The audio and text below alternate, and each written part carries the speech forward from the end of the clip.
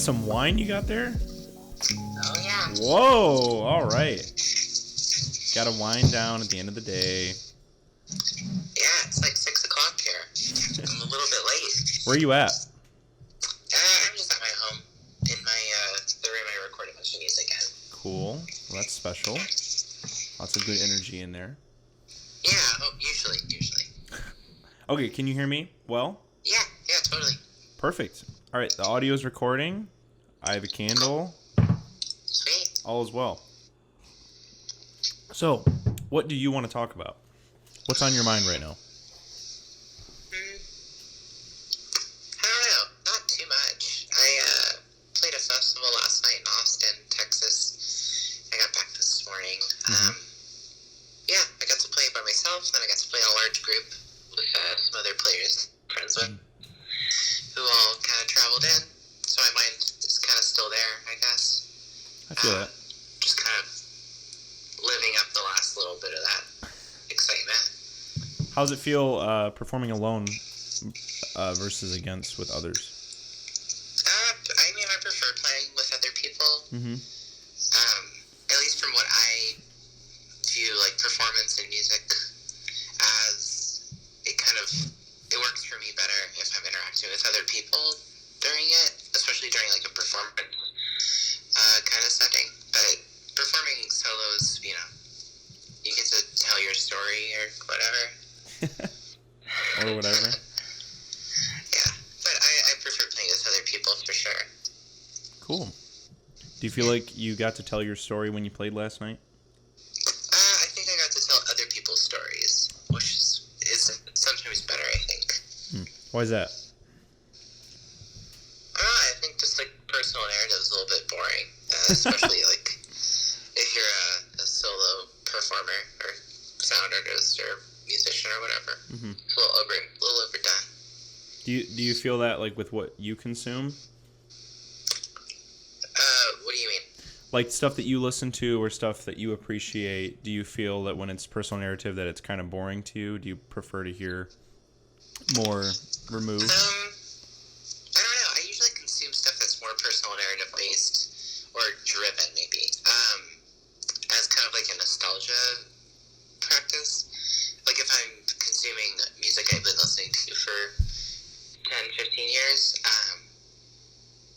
that's kind of what has personal narrative, and I think I not outgrew it, but I just was interested in different things a number of years ago. So if I do listen back to stuff that has that kind of storytelling or whatever, it's mostly for nostalgic reasons. Yeah. I like pop punk music or like rock music. Yeah. Yeah. So what pop punk. do you find yourself listening to now most of the time? I don't know. I listen to a lot of like trap music and Really? like SoundCloud rap, like emo rap. I'm pretty into like the goth boy clique circle. Mm-hmm. Yeah, Young Thug. I don't know, like the good stuff. And then I listen to like throwback records and stuff, as well as like all my friends' records that are coming out. Right. Kate Carr is a really good sound artist in London. Mm-hmm. She's put out a record called Heat Wave, and I was listening to that before you called. That sounds like a nice combination. Does it feel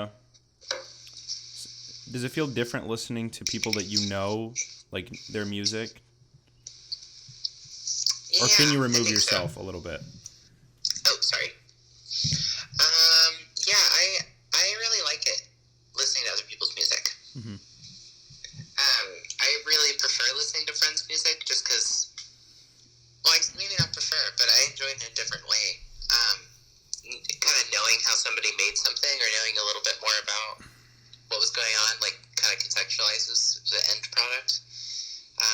And sometimes the end product isn't even what they wanted, and you can kind of pick up on that. Yeah. Without having that conversation directly. I feel that for sure. So your album, or project, whatever you wish to call it, I'm very intrigued by this. I've listened to it a couple times, and it seems like, I could be completely wrong, but you seem like the kind of person who would define music very like loosely, maybe. Yeah, totally. Because I was listening to it and I don't know. It doesn't feel conventional, obviously, and I appreciate.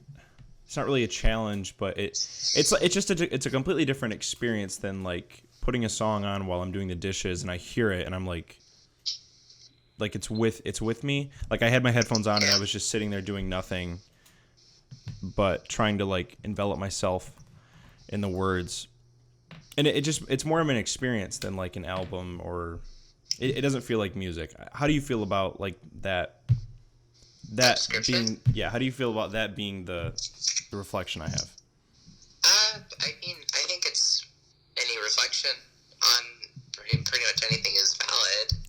But for sure, I view it in a similar way. Maybe I use the word music pretty loosely, and sometimes I don't use music as the descriptor for what I do, but I have no attachment to either one of those ways of looking at it.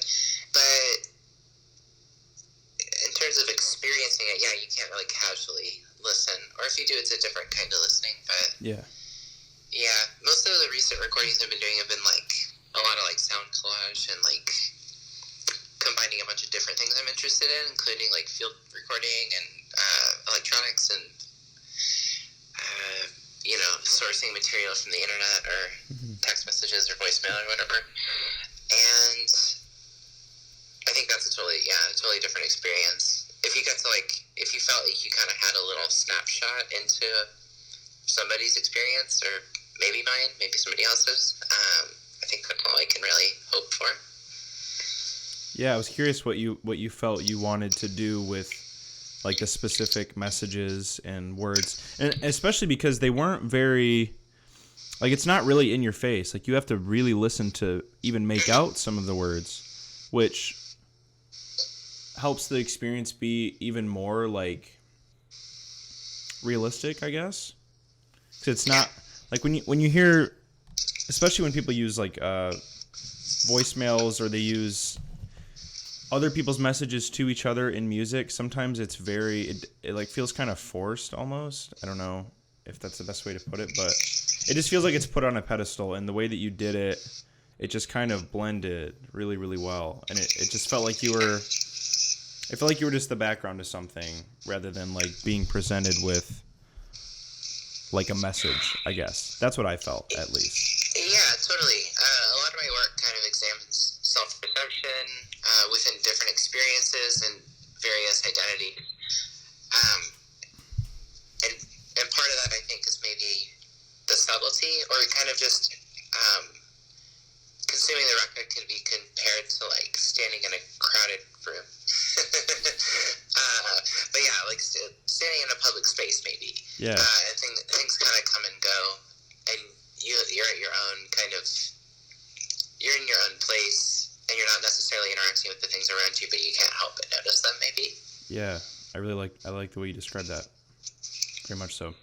How did you decide what like messages to pick? Are they all yours?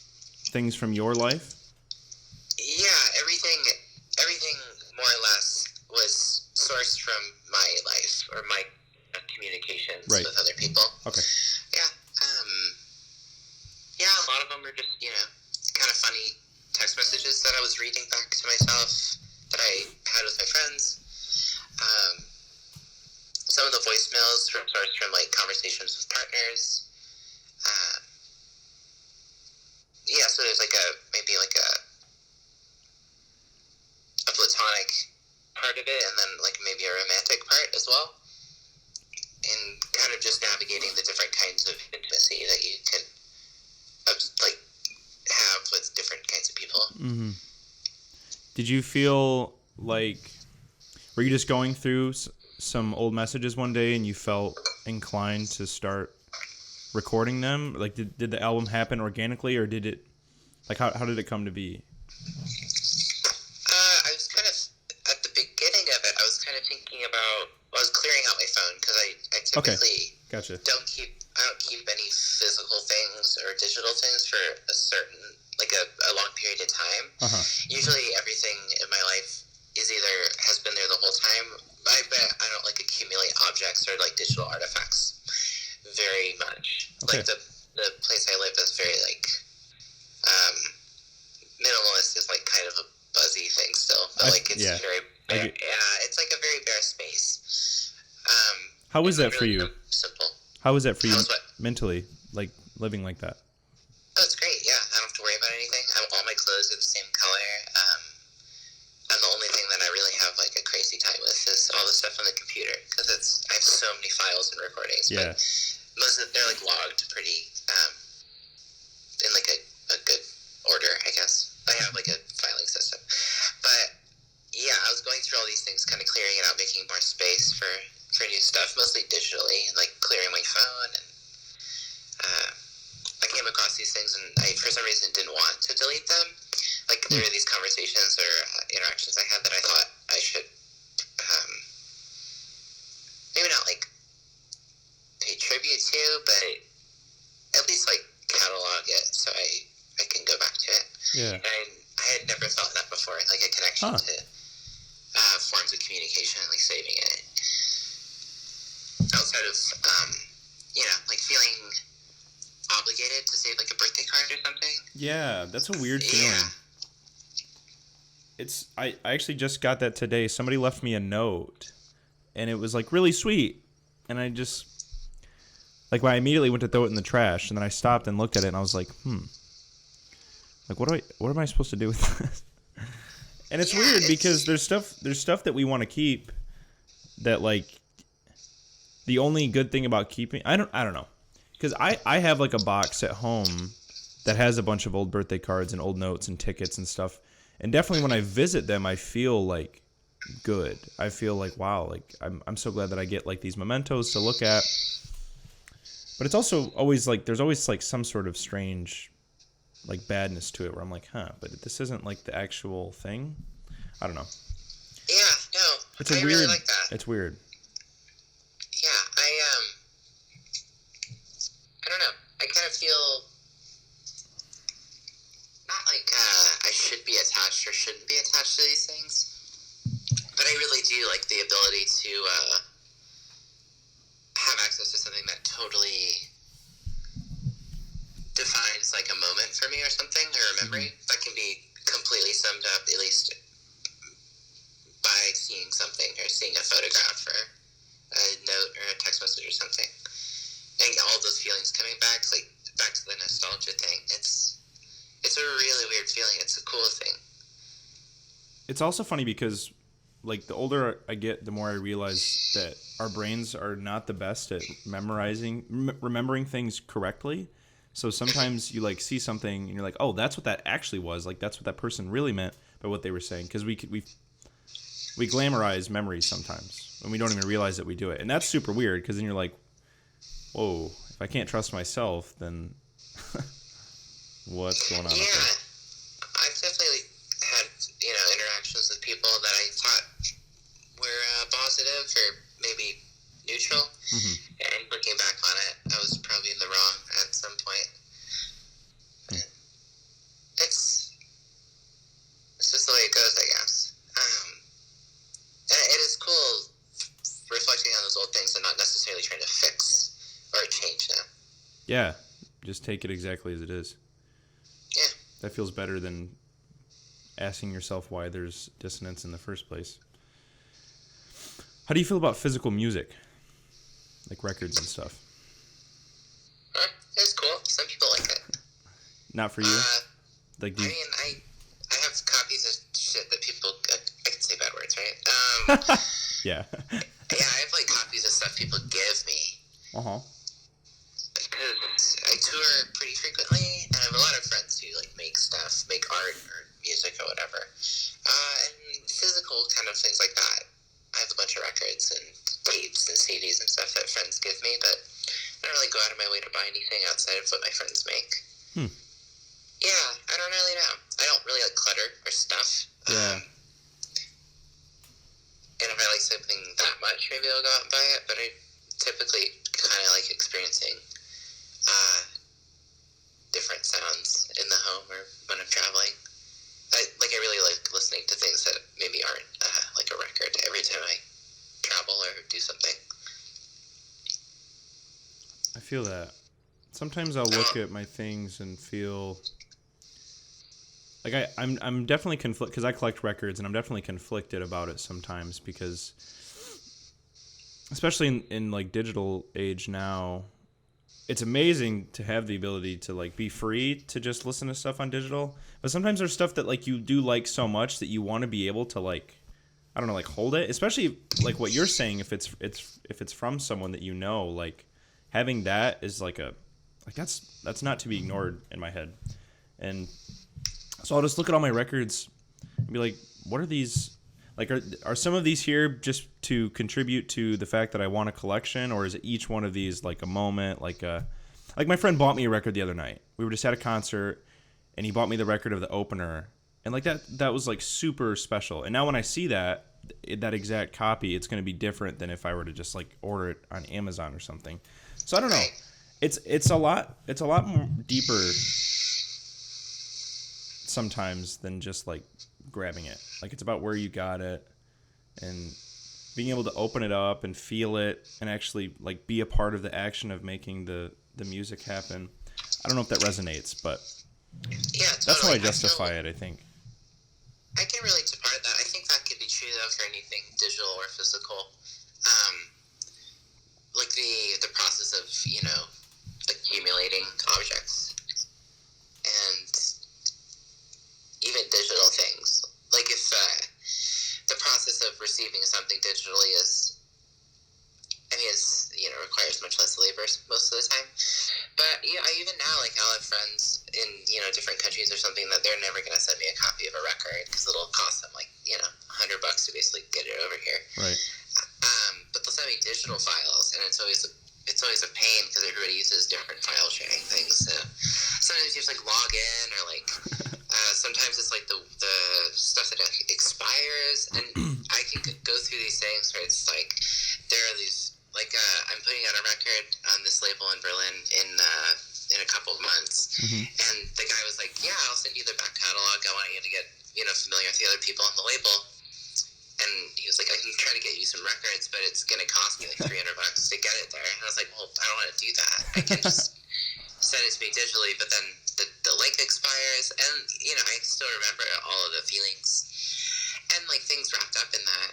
And I think that can be just as, impactful or important or whatever as getting a physical copy. Not to like deviate too much towards like the whole journey versus destination thing, but. Yeah, I feel that. So you said the record's about like relationships on the internet, kind of.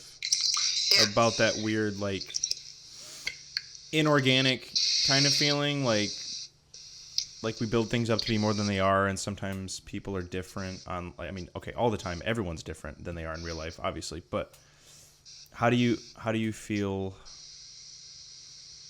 I guess what I'm trying to say is like how deep is the chasm to you of like insincerity when it comes to like digital relationships and how we build people up? I think it depends, on the person really. It's it's never something that like is one way for everybody, I guess. Yeah. And it's the push. I was actually talking to my friend Michael Foster. He's a saxophone player in New York. He's fantastic. We had a long conversation today because he was telling me about how evil social media is, and the reason that all these people are turning out the way that they are, and the reason we have all these expectations for people that don't come through in real life is because people are using marketing techniques that companies use, but for their own personal stuff, I guess, even if they're not trying to be a fucking like whatever micro-influencer kind of thing. Yeah. And like those same methods still kind of apply to building just like a following. But I think people can use it differently. I don't know. It's something I've always thought about, and I've always tried to practice different ways of using it, I guess. like I use social media pretty actively. I'm a huge fan of Twitter. I love Twitter. Really? Yeah, I'm very active on there. And that's a lot of the places where like these relationships actually started, is like meeting other people that have things in common with you via like Twitter, and meeting those people in real life and actually having a real connection with those people, whether it be like professional or platonic or romantic or whatever. Yeah, I've met a lot of people through the internet, and not necessarily having an expectation going into it is kind of, it's helped me a little bit, but it is really interesting how much of my life is a product of digital interaction. I think Twitter's like got its own sort of, I mean, each social media seems to have its own like unwritten kind of rules about the way people talk. Like Twitter feels way more intimate and like open to me than like Instagram. Like people just say shit on Twitter and I'm like, whoa, like you just, like people sometimes will literally just have no filter on what they say. And a part of that's really cool, and it's like, wow, I just saw some dude who I'll never meet talk about like, I don't know, what he wants to fuck, or like something, like just something super intimate. And it's like that's like, it's like jarring sometimes because you don't know the person, but now you know this thing about them. And on one hand, it's really cool and it's really interesting. And then also I'm like, wow, like if we feel that comfortable to just send that out, like how do you interact with the people in your lives, you know? And I mean, realistically, those people probably interact much less intimately with the people in their, like... That's what I feel, and that's what worries me. You know, face-to-face lives. It's like, that shit's probably all bottled up until they get behind some sort of protection, which is like why you get like trolling people and like, you know, incels and all that stuff, which is, I fucking love that stuff. So that's interesting. It's so interesting. Yeah, I love it. I'm reading a book called Kill All Normies right now. Kill All Normies. Really great. Yeah, Kill All Normies. It's a great book. It's a really short read. But, yeah, just like the internet can cause so many different kinds of people. And it's such a new thing that even 100 years from now, it'll be, like, there'll be so many more nuances. Oh, my God, I know. And, like... Obviously, I feel like most people in history are going to feel like the place they were in history is, like, the place, or like they're gonna feel a special significance. But like I really do feel like I'm 20, so I'm like dead in the middle of, like, I'm the last person who grew up without like a phone didn't come into my life until I was like 12. Like I remember phones coming out. So like, and you see kids now, like 4, 5, 6-year-olds, and it's just already like they don't even have to think about it. Like I have the luxury of like thinking about how social media has changed me and developed me a little bit. But when your entire idea of like sharing and friendships and intimacy is just rooted in digital sharing, like immediately, I'm just so curious to see how that's going to turn out with how people like talk to each other. Like really, really curious. Yeah, and I guess that's what like I'm really interested in. And as a person who like I'm not like tech savvy or anything, like I'm not very good with computers. Like I can, the most complex thing I can do on a computer is like record audio pretty well. Like I'm pretty good at like home recording, but like outside of that, I don't know how to code or any of that shit. So I'm viewing this obviously as somebody who's kind of, you know, not illiterate, that's not a good word to use for this, but yeah, like just I feel what you're saying. I just don't, I'm not, you know, an expert on using technology or anything, and that's my experience as a person coming from that kind of place. So I'm sure it's very different if you know a lot about, you know, how to work with like a bunch of different electronics and like digital spaces. Have you seen like toddlers on iPads? It's crazy. It's like it's like me using it. Like it looks like they don't even have to think about it, and that's like and that's the crazy part, because they'll have the 50-year-old people using iPads that like can't figure it out. Right? They're like, what? Yeah, exactly. Like I went to a concert a while ago, and there's this dude, it was a very small concert. It was like some sort of free improv thing.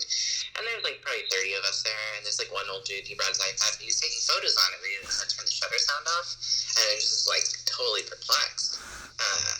And then somebody, like younger than me, came up and was like, hey, like let me help you out with that. And it's interesting too, because a toddler probably could have done the same thing. Right. Yeah, and it's also crazy, like, learning multiple methods of communication at the same time, like, in, like, developmental ages. It's like you're learning how to interact with people as well as electronics simultaneously. And I don't know how that works, like, differentiating between their brain. Like, I know technology is just another tool, but it's still, like, having the ability to communicate with people with this barrier is really interesting. At the same time as learning how to speak, because I've seen kids like know how to use phones and shit, but they can't speak. Right, and it's like, whoa, you've flipped it around a little bit there. Like it's crazy. We get to look at it like I get to look at it like a distinction. Like there's people, and then there's like digital people, and I don't know that they even have the ability to do that. Like I feel like when you're growing up, everything's kind of really motherly to you, like everything's teaching you something, everything you see and the way other people react. And if literally you're used to people like doing this all the time, then you're just like, oh, that's just like that's what it is. That's like how it is. I haven't thought about that part of it. That's pretty interesting. So yeah, I don't know. It's just weird, and there's no like black or white, and that's what's so frustrating about it. Is obviously social media has done loads of like positive things, like us being able to talk right now. Like that's amazing. That's super cool. We wouldn't meet otherwise. Super crazy. But and honestly, not that a lot of people know that I make music or that I exist or whatever. But I mean, if technology hadn't progressed in this kind of way at this specific time or whatever, I mean, it's so harder to get people to pay attention to, like, if you're creating something, you have a platform for it, which is so wild. Yeah. Because, I mean, without technology, nobody would know I make anything. I'd have, the person I live with be like, you're still making those sounds? Like, right. Yeah. And that's amazing. Finding out, like, what kind of people you resonate with and what kind of people resonate with what you're doing. Yeah, it's really crazy, especially people belonging to, like, various marginalized identities. Like, if you feel really trapped in a place, like living in a rural area or something, like... Yeah, it's hard. And I think that offers a really nice space for those people sometimes. How do you think it's allowed you, because where did you write it? I saw that you wrote that you try to explore, like you said, self-perception, human physicality, queerness, like those sorts of things. Do you feel that, like, with whatever anxieties or like desires may come with those things in your head, do you feel like you've expressed them like better through music or through whichever way you've shared them? Answer that however you please, but yeah, I mean, without this specific avenue of expression, whether it's like sound making or whatever, music or something, I've expressed a lot of those things, and I've also changed the way I think about a lot of those things too. Interacting with other people who have that same experience. Like I said earlier, I was like, I prefer playing with other people. And if you're playing with people with the same or different experiences, even within a really short time, you get to know them really intimately because you're both doing something that's like a projection of yourself or your experiences, more or less. And I think that's really important too, because I mean, the way I've experienced it is like, I have more language, spoken or otherwise, to communicate my ideas, and playing with other people or meeting other people who do similar things kind of tweaks that language to where it becomes like more and more direct or more and more clear or something. And I really like that about it. But I don't think I'll ever like fully express how I feel, obviously. Right. The whole language is like it's already like a barrier between expressing ideas or whatever.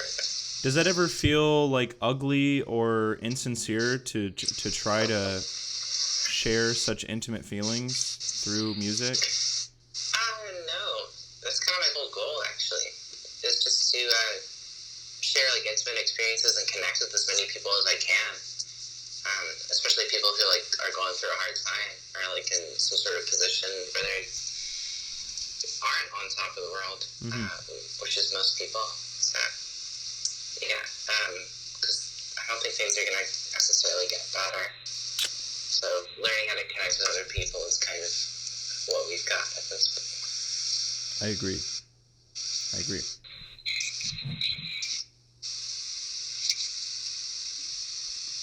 What of the messages that you chose, like the voicemails and stuff, like did any stick out to you in particular as like, ooh, like that's, people are going to hear that and they're going to feel like they're going to be able to relate to it or connect to it?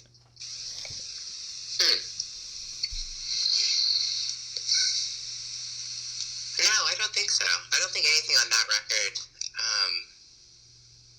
was particularly telling, I guess. Like, so, I don't know. You tell me. Did you like? If there anything you heard that really stuck out as like a really specific experience? Because I don't. There was one that like really, it got through. What did it say? It said like the word "want" was in there. Like I want you here or something like that. It was. Oh yeah. Yeah, actually, no. I take it back. There was one. I was texting my friend. I was having like a particularly rough day, and she's like, "I wish you were here," and she was like, "I wish we were drunk together on the beach." That's exactly what stuck out to me. Yeah, and that's my friend Lana. She was living in St. Louis at the time. She lives in LA now, but she has this whole like romantic idea of being fucked up at the beach. And I can relate to that as somebody who likes both those things. Yeah, and I think that's really interesting because the way that she was saying it didn't necessarily feel like it was kind of like almost like a like booty call language, I guess. Which is a whole other aspect of stuff that I really like. But yeah, I think that was really interesting, and that is probably like the most telling thing on there, I guess. Yeah, just like wishing something for somebody else that's like ultimately like something that's bad for their body, but like a bonding experience more or less. Yeah, like poisoning yourself ends up being good, even though it's like shit. Like sometimes the memory connected to it. It's like I can't drink like IPA beers anymore because I got way too sick on it on a tour with my friend Jacob a couple of years ago. We were in Colorado, and I was throwing up the whole next morning because I got food poisoning, but also on top of that I was drinking beer all night. Oh dear. And now I can't drink that because I am like put back in that situation. Like I feel the temperature of the room and everything. It's so crazy. Wow. But yeah, like even those were really good, and I look back on it now and I'm like, oh man, that was so fun. Yeah, it's like it's cool. Even like it's amazing. Like if you just look at it as removed as you possibly can, it's kind of incredible. Like we just make ourselves sick to think differently, and oftentimes just end up puking. Like just the worst. Like it's literally our body saying no. Yeah, please don't do this to me. But up here, it's just like, but remember that stuff you thought about? Remember how like, I don't know. And when you can see that like as a whole, like as what humans do, I don't know. It feels cool to just be like, it's weird that a lot of times society and people decide on what's supposed to be like obviously we want to eat the best foods. Like that's the line that people are going in is like eat the best foods, take care of yourself, exercise, you know. Like those things are that's just what we gravitate towards a lot of times in literature and everything else. But then all the while everybody just gets fucked up. Like the most put together healthy people still will just like get shit faced and say things they never usually say, and it's like And there's always like a guilt associated with it. Like, it's like, oh yeah, I drank last night and now I'm like hungover. And it's just like, but that's just a part of it. That's just like that's what it needs to be. And I don't know. I just think about that sometimes, and it makes me let go of like feeling bad about it at all. Like, the guilt just isn't really there, because even though like everything besides my brain, or everything besides like my consciousness, is saying you fucked up, dude, it's still like it just feels right. It feels right in a really weird sort of way, like rebellious against. I don't know. I hope that resonates. Whatever. How I try to explain that. Totally. I mean, yeah, smoking cigarettes is the same way. It's like, I'll do it. I'm an idiot. I'm an idiot for doing it, right? My partner is always like, why would you do that? Mm-hmm. You feel horrible. You're gonna die. And it's like, I don't know. Like, I was in this moment. Everybody was doing it. I sound like a 10-year-old. Everybody's doing it, but it's like, I don't know. It's one of those things where it's like usually in combination with alcohol. But it's like that really crazy experience that, like, and especially smoking cigarettes, it lingers. Like, it stays with you in terms of smell. Yeah. And you wake up next to your throat, feels fucking horrible. Yeah, it's just like really crazy, because it's like, I'll do it again and again, even though my body is like, this is the worst possible thing you can do for me. And it's like universally looked down upon. But like, I tour somewhere, it's like you go out of the country and it's like, or you go to a different city, it's like, it's something everybody does. Like, I'm touring Mexico in like 2 weeks. That's exciting. Yeah, I was Skyping with my friend Jacob, who I'm touring with, and he smoking a cigarette in his living room, and I was like, you can do that inside there? He's like, oh yeah, like, everybody smokes inside, there's no smoking areas. Huh. Yeah, so it's like, oh shit, like, and that's something I totally associate. Like, if I go to a friend's house who smokes inside, I'm like, holy fuck, you guys are lawless. Like, this is a crazy house. But it's just a different kind of, it's just like a different experience, different kind of living, I guess. Yeah. I don't know. It's real weird. It's real weird having to like consistently tell yourself what's good and bad, and always trying to adhere to that in some sort of way, or like trying to figure out if there is, you know, what you should or shouldn't be doing. Yeah, I just try to make sure that people around me aren't hurting, and outside of that, I'm pretty loose. Yeah. So you're talking about booty call language. Are you just interested in like the motivations behind words, like that kind of feeling? Like, what about it interests you so much? No, I'm just like hookup culture. It's cool. It's like fun. You have a good time. Yeah, like the same thing. It's like an instant gratification. Like, somebody wants you or whatever. It's the same thing as like listening to like pop music or something.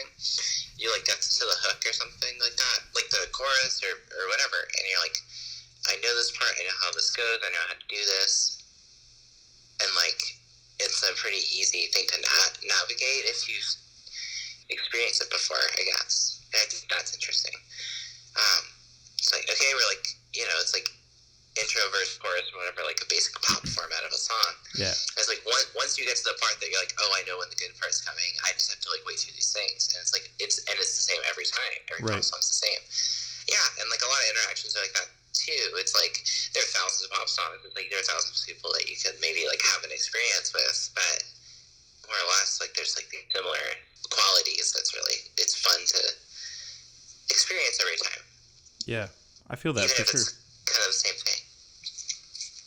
Do you ever feel weird about it? Like, I don't know. I look at hookup culture a lot too, and try to make the distinction between like what society's used to, and like, because obviously I feel like we're way more lax. You know, like polygamy is more popular, and polyamorous relationships are more popular, and like people are just way more like they let go of the kind of restrictions. But all the while, I still think there's definitely something. Like, I've seen just as much negative discussion and reaction to hookups as there is positive. Even those people that like continuously do, just because like when you're intimate with someone in any way, like I feel like unless you've completely turned off a big part of your personality and like your humanness, that like a part of you is gonna want that in like a special like persistent kind of way. Unless it's like super removed and you're just like it's just sexual, like that kind of thing. I don't know. Yeah. What do you think of that dynamic? navigating any kind of relationship or like intimacy you can have with somebody, and I think that's just one of many things.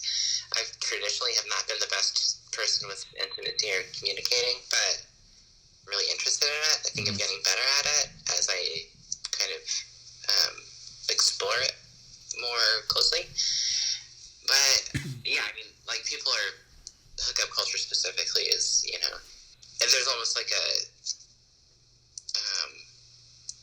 there's a generational divide that, you know, almost unanimously, like, these people are for it, these people aren't for it. Right. And even the young people that are like, oh, we're totally for it. And it's like, you ask somebody, like, oh shit, like, how many good Tinder hookups have you had? They're like, well, I've been on like 10, and like one of them was okay, and the rest of them were horrible. Right. Like, well, but you still do it because it's like, you aren't necessarily looking for like somebody to spend the rest of your life with or something like that. You're just looking for something short term, even if that's just a couple hours. Right.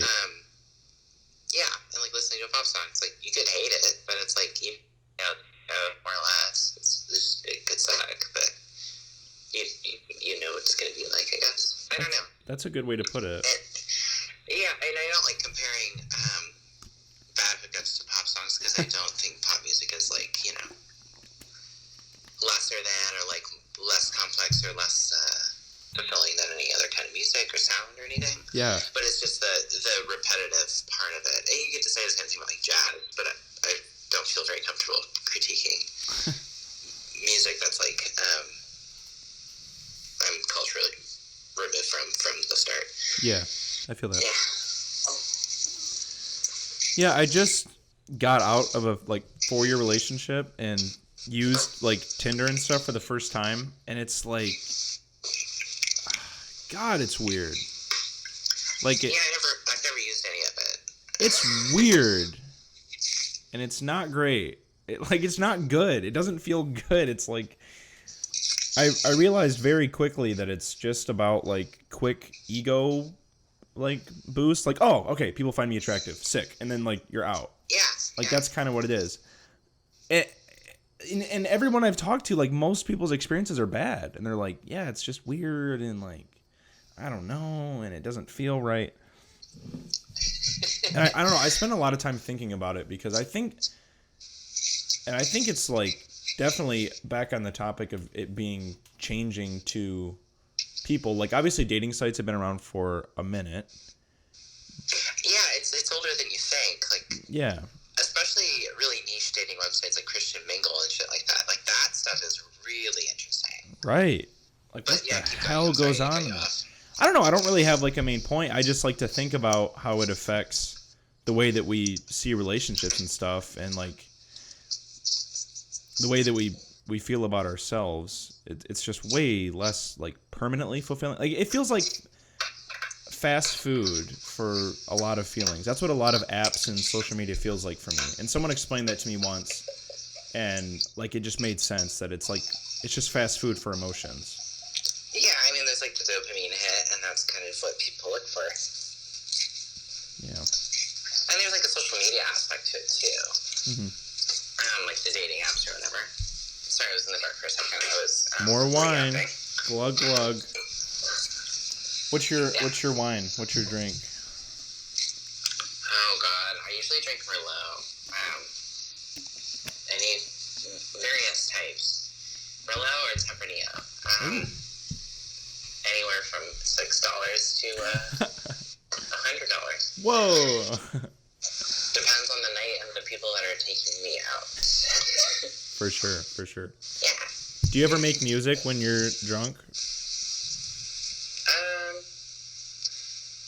On purpose. No, usually like at shows or something, if I'm having a really good time and I'm playing multiple times or something, it'll happen. But not usually, no. Like, not that I have an issue with people who do that, or like, right. I'm not thinking it's like tainting it or anything, but no, I mean, it's like a nice rule to have. It's like, maybe don't do this thing while you're doing this other thing. I don't know. I like being, especially like in improvisational settings, I like to be pretty focused. Maybe if I'm playing like solo or something, I'll drink a little bit more before I play. But can handle my shit pretty well. So I'm not one to like do that. I've definitely been uncool before. Like I started touring when I was like 15 or 16. Uh-huh. And I would definitely not be cool. Like, yeah, like drinking too much or practice or something and really fucking up the songs. And at that time, I was just touring like an indie rock band, but you're like 16 years old, you don't know how to gauge. Right. You're just like, all right. Yeah. We're drinking a drink. I have access to this. But yeah, I don't know. It's more of like a relaxing thing. I sit at the computer all day at home, like working. So if I'm not touring, I'm at home on the computer. So it's kind of... I think about it a lot when I go to gigs and stuff, that like, and a lot of it's just my projection of it, but a lot of artists just like are either obviously really high or like drinking throughout the whole show. And as someone who's like relatively inept with music in general, like I play the piano a bit, but I'm not like phenomenal. Like I have to really, really try hard to make something happen. Yeah. I just try to imagine what it's like to be so comfortable that even in a state of just being like blitzed, that you can still like make something happen. I don't know. I think about that a lot. I used to play pretty drunk. My job for like 2 years, I was playing drums on like a pop country band, and we would do like these big like national and like regional tours, play like huge festivals. And I'd be playing with like a click track and a backing track and like all these different things.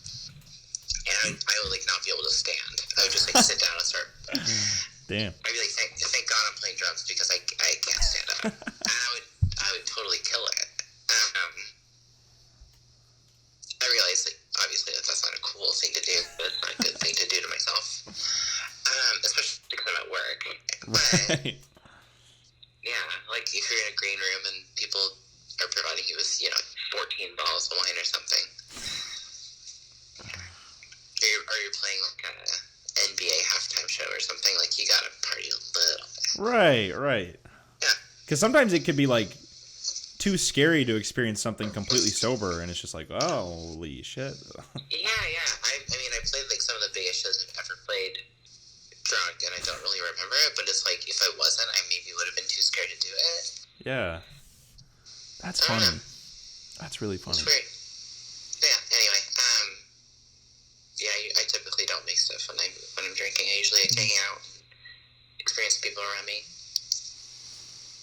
Are you more like, do you get like energetic or like relaxed and like in yourself? I get pretty energetic. I'm pretty relaxed until most of the time, typically. In terms of energy level, I'm like always stressed out, but pretty chill energy-wise. And then when I drink, I can get really excited, or like involved in whatever I'm doing. I have a friend in New York, and I keep describing it to her as Party Claire, because it's the Claire that's like my karaoke Claire. And I only whip that out every so often. But that's like how I get if I get really crazy. Yeah. Sometimes you have to. You just gotta get it. I mean, karaoke is so fun. So it's like, if that's the thing that's gonna get me to do it, like, might as well have. Like, I have to, I guess. Yeah. For sure. Oh, this has been nice. This has been really nice. Good. But yeah, no, thank you for talking to me. It's, thank you for taking the time. Talk about all this. Yeah, totally. All right, well, I think that's a pretty good place to hang out, unless you have anything on your mind that you just want to say, or anything about the album that you felt went unexplored or anything like that. No. I mean, it's available for free at norentrecords.com, so cool. Yeah, you can. Yeah, but it's free. It's accessible. Listen to it. Do you mind if I put a snippet of it at the end of the episode? Oh yeah, go for it. Cool. All right. Well, thank you so much. I really enjoyed talking to you. Thank you for talking. I hope the rest of your night goes well, and I will hit you up when I publish this. Cool. Yeah, you too. Have a good night. You too. Nice meeting you. Bye. Bye.